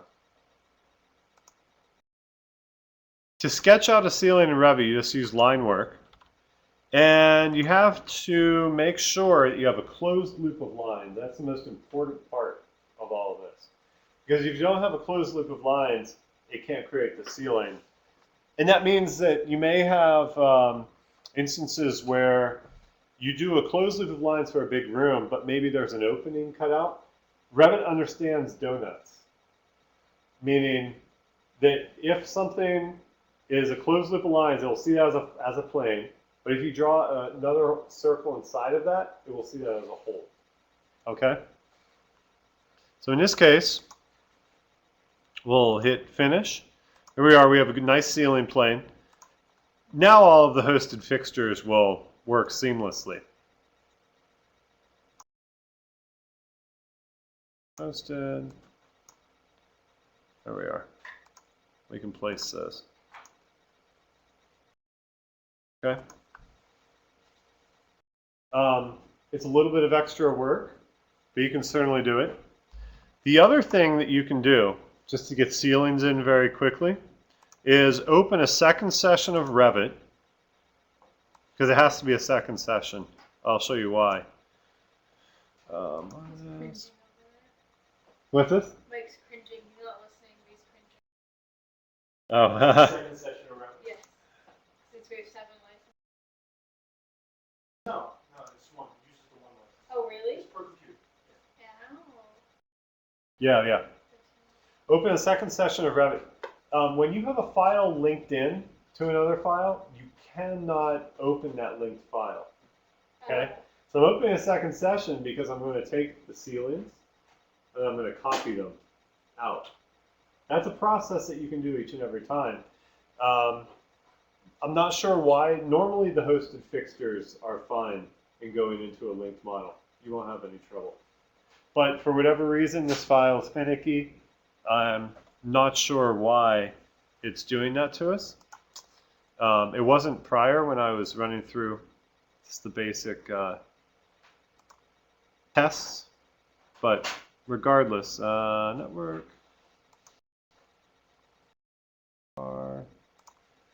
Revit, training files, Long Beach Courthouse.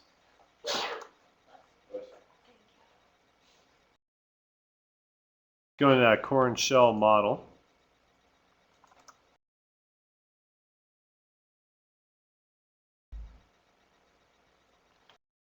CS model cannot be found.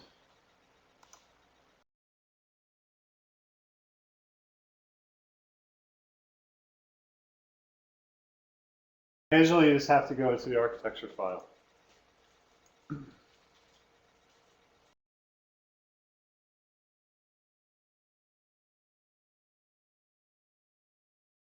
Give this a moment to open up. Okay, so let's just backtrack while this is opening. We are going to bring in the ceilings natively because our fixtures were not attaching to whatever ceilings they had in place. And it may be an issue with the architectural file. It may be an issue with some settings that haven't been properly set up due to heights, things like that. So we're just going to cut to the chase, copy and paste those ceilings in. And it's easier, and in terms of a setup, from a setup standpoint, it's very simple. Every time you get a new file, if you have to do this, every time you get a new file from your architect, you just need to make sure that if anything's changed significantly, you need to be conscious of that. You're gonna have to, it's a management thing at this point. I don't think it's the best way to go, to be honest. But looking at our time, we've already hit kind of the 5:45 mark. I know okay. that Mike actually had some additional work that requires us to be kicked out. So I think unfortunately we need to put a halt on things, but I think people now, if you haven't seen before, which it sounds like you have, can see the frustrations and kind of visibility side of things and why this can take certainly some time. Yeah. So I mean, I think with that we need to kind of put a stop to today, and let Mike do his thing and break for some food, which I know I would enjoy. And pick up kind of tomorrow, Yeah. where we left off, and keep moving. Yeah, and let's do that, and then that way we can sit on a bit. The biggest thing, if we can just kind of recap, is when you're bringing in that architectural model, if you're setting your views after you copy monitor levels and you make level cuts, just set the linked models, and it's right. Occasionally you'll have to do it for every linked model. Set it to being it's viewed by the linked model's inherent view. The reason that is that's just going to save you a lot of time on having to figure out what the correct RCP setup should be, right? Beyond that, the biggest issue is getting the fixtures to place. That can be, I'm thinking that it probably is a setup issue, and I may try to troubleshoot that tonight. Good luck. Yeah, with the hosted fixtures. I mean, it's just this model in particular. Maybe it's this model. Maybe with that we should try Hyundai. Yeah. Yeah, I haven't looked at Hyundai, but my hope is that it's much more Yeah. painless than this one was. And this with was me that, 6 months ago. And Yeah. not this time. Yeah. It's frustrating. It's a very, very tough one to work in. I'm wondering, yeah, I'm not sure why it's set up the way that it is, why it doesn't have the ceilings in there. It should be hosting all of our fixtures. But let's do the Hyundai model tomorrow, you know, when we're, yeah, we have to wrap up right now? Well, basically, we have dinner reservation at 6:30. Yeah. The work I Yeah, have I to need do, to get you. I mean, it's not gonna take a half hour, but it just could be a good time to. Okay. Yeah, so let's plan on, we'll start with the Hyundai model tomorrow. We have some insight into normally what to do. I think for creating our ceiling levels, I think levels are better than reference planes. Do you have any thoughts on that? So far, I haven't seen a difference in Yeah. terms of reference planes. You can change to that work plane as you would on a level. I would trust your instinct more than mine, but so far I haven't seen a difference. So I'd be interested to see where that might come into play. Very well, in very many ways, they are the same type of thing. Yeah, I mean, a level and a reference plane are almost doing the same things. It's just a horizontal cut that you can then put objects onto. The nice thing I like about placing the fixtures on that work plane, as opposed to placing the fixtures on that work plane, is remember how we demoed about 2 weeks ago? If the architect deletes a ceiling, that your fixtures still reside in the model. Yeah. That's the big advantage. That your fixtures aren't suddenly lost upon relit. I'd say the number one thing. Yeah. But yeah, a hard thing to demo and a hard thing to do. You know, obviously a big model. There's a lot to it. I think the Hyundai headquarters will be good. I may,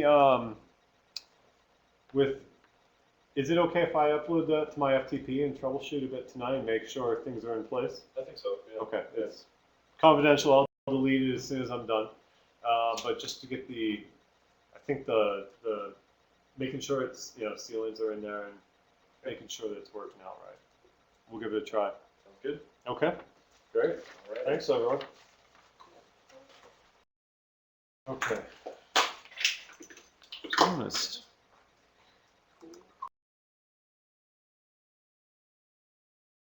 Yeah, that's a tough one to navigate. I don't know if, the other rule of thumb is if things aren't showing up correctly when you say, show me an RCP by the linked views definition of what that RCP is supposed to look like, you can also at that same point say, hey, architect, there's something wrong, or which view should I be going to Yeah. for that definition? Yeah. Does that make sense? Yeah. I heard the same thing. Again, before I got involved with Revit, we had a Revit specialist in our office, and he was very adamant about architects need to set up views for us, which Yeah. The RCPs need to be in place.